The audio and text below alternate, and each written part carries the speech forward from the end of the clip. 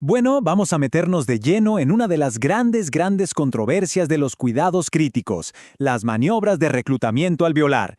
Es una de esas técnicas que, en teoría, tiene toda la lógica del mundo, ¿verdad?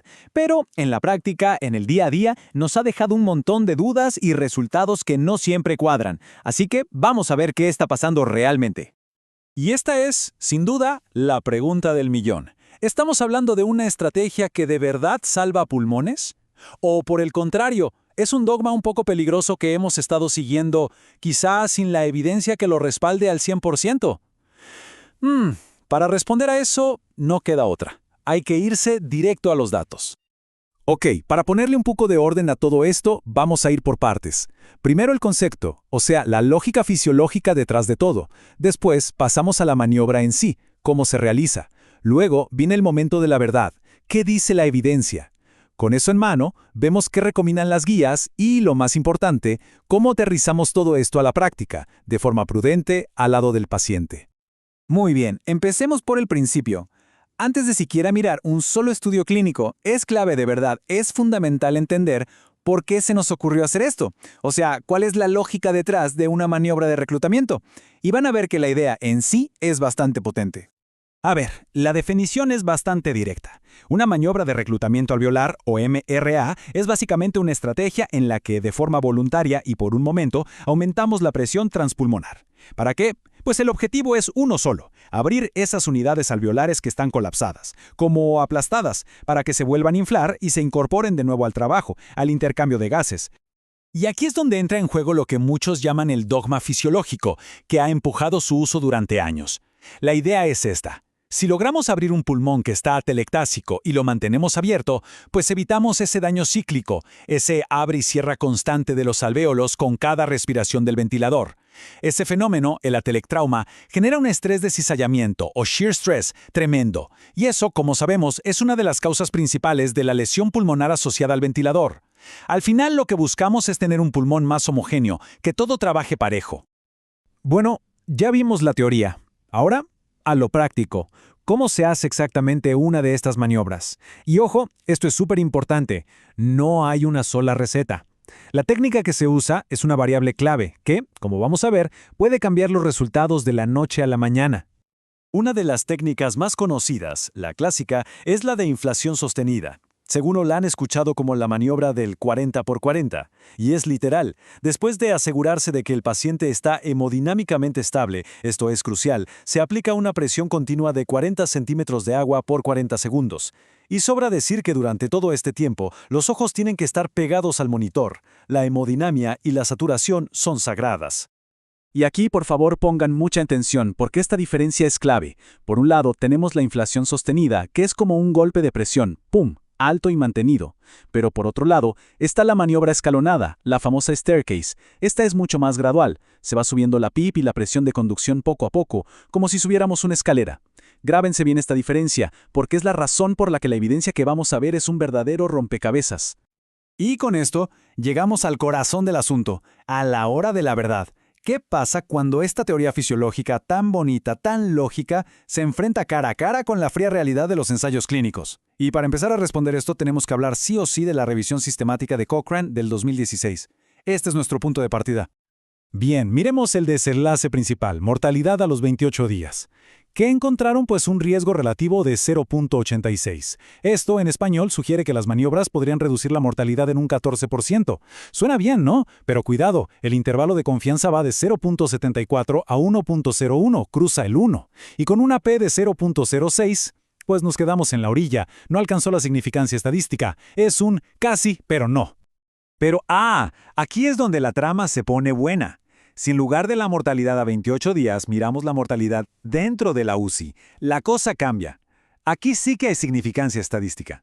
Un riesgo relativo de 0.83, que sí sugiere un beneficio claro. Entonces, uno se pregunta, ¿qué está pasando aquí? ¿Por qué esta diferencia entre un resultado y otro? A ver, esta tabla nos da una foto general. Vemos los resultados de mortalidad que son, como mínimo, ambiguos. Un dato interesante, no parece haber un aumento claro en el riesgo de barotrauma, lo cual es bueno. Pero, fíjense en la última columna porque es la más importante de todas. La calidad de la evidencia, según Grade, para la mortalidad es baja, y eso en la práctica significa que tenemos que tomar estos resultados con pinzas, mucha cautela. Entonces, ¿dónde está el problema? ¿Por qué esa evidencia de baja calidad? Bueno, la respuesta está aquí, en esta cita de los mismos autores de la revisión. El problema es que la mayoría de los estudios no analizaron la maniobra de reclutamiento solita, no, la metieron en un paquete, una estrategia de pulmón abierto, que incluía también usar PIP más altos. Así que es imposible saber si el posible beneficio venía de la maniobra, del PIP alto o de la mezcla de los dos. Ese es el gran factor de confusión que lo embarra todo.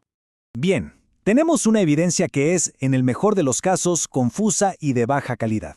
Ante este panorama, ¿qué nos dicen las guías clínicas? ¿Cómo traducen las grandes sociedades científicas todo este lío en una recomendación que podamos usar en el día a día? Vamos a verlo. La famosa guía conjunta de la ATS, la SICM y la SCSM del 2017, para pacientes con SDRA de moderado a severo, sugiere el uso de maniobras de reclutamiento. Pero ojo a la palabra clave. Es una recomendación condicional. Esto no es un háganlo siempre, es más bien un pueden considerarlo.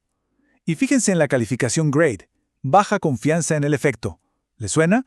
Es exactamente un reflejo de la evidencia de baja calidad que acabamos de discutir. Todo encaja. Pero esperen, aquí viene el giro de guión. Llega la campaña Sobreviviendo a la Sepsis, con sus guías actualizadas para COVID-19, y nos dice algo muy diferente. Sugieren estar en contra del uso de la maniobra escalonada, la de Staircase. ¿Y por qué? Por culpa de un estudio, el ensayo ARCHI, un estudio grande y bien hecho que demostró algo terrible, que esa técnica específica se asociaba con un aumento de la mortalidad. Esto nos deja una lección clarísima. No se puede meter a todas las maniobras en el mismo saco. Entonces, a ver, recapitulemos. Tenemos una recomendación condicional a favor por un lado y una sugerencia fuerte en contra de una técnica específica por otro. ¿Cómo manejamos esto en la práctica con el paciente enfrente? Bueno, aquí es donde toca usar el juicio clínico, sintetizar todo esto y crear una estrategia que sea lógica y, por encima de todo, segura. Pensemos en una especie de lista de chequeo mental. Primero, y lo más importante, la selección del paciente. Esto no es para todos. Hay que pensar en el SDRA temprano, de moderado a severo, y donde de verdad creamos que hay pulmón para reclutar. Segundo, evitar a toda costa las maniobras escalonadas. Ya vimos que pueden ser dañinas. Tercero, la monitorización no es opcional, es obligatoria. Y hay que tener claro qué es el éxito. Que mejore la oxigenación, sí, pero sin que se nos caiga la hemodinamia. Y finalmente, el punto más crucial, saber cuándo parar. Si el paciente empeora o simplemente no hay beneficio, la maniobra se detiene. Y punto. Miren, esta cita de una revisión muy reciente lo resume de forma perfecta. Dice que el beneficio de realizar MRA está lejos de justificar una recomendación de primer orden. ¿Qué quiere decir esto? Que a pesar de que la idea fisiológica tiene sentido, la evidencia clínica no es lo suficientemente fuerte como para decir háganselo a todos los pacientes con SDRA. Ni de lejos. No es una terapia de primera línea. Y todo esto nos lleva a la reflexión final, al verdadero dilema clínico que enfrentamos cada día. Cuando tenemos un paciente con una hipoxemia terrible, la tentación de hacer algo ya, de lanzar una maniobra de reclutamiento es enorme. Pero quizá, solo quizá, la evidencia nos está pidiendo otra cosa: paciencia. Nos empuja a preguntarnos si la estrategia más segura no es simplemente optimizar la ventilación protectora y darle tiempo al pulmón. ¿Reclutar a toda costa o proteger con paciencia? Esa es la cuestión. Bueno, hemos hecho un viaje bastante completo, desde la teoría más básica hasta la evidencia clínica y las guías. Para quienes quieran profundizar y leer los estudios directamente, aquí tienen las referencias clave que hemos discutido. Muchas gracias por acompañarnos.